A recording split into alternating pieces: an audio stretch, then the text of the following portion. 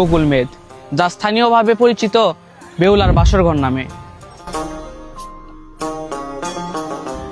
প্রথম দেখায় এটি বিশাল ইটের ঢিবির মতো মনে হলেও এর ইতিহাস 1000 বছরেরও বেশি পুরনো।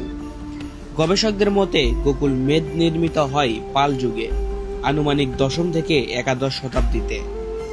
এটি একটি ধর্মীয় স্থাপনা ছিল বলে ধারণা করা হয়।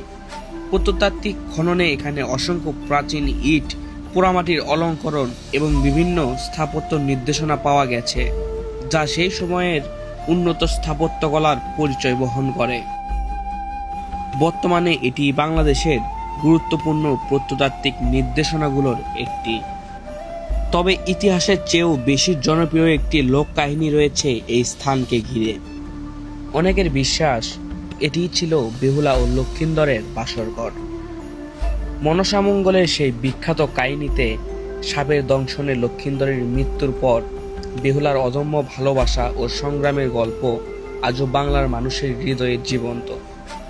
যদিও প্রত্নতাত্ত্বিক গবেষণায় এই দাবির কোনো নিশ্চিত প্রমাণ পাওয়া যায়নি, তবুও লোক বিশ্বাসের কারণে গোকুল মেদ আজও বেহুলার বাসরঘর নামেই বেশি পরিচিত। ইতিহাস, লোককাহিনী আর রহস্য সব মিলিয়ে গোকুল মেদ একটি প্রত্নতাত্ত্বিক স্থাপনা নয়, এটি বাংলার ঐতিহ্যের একটি জীবন্ত অংশ। তাই আপনারা যদি কখনো বগুড়ায় আসেন, অবশ্যই ঘুরে দেখবেন এই অসাধারণ জায়গাটি।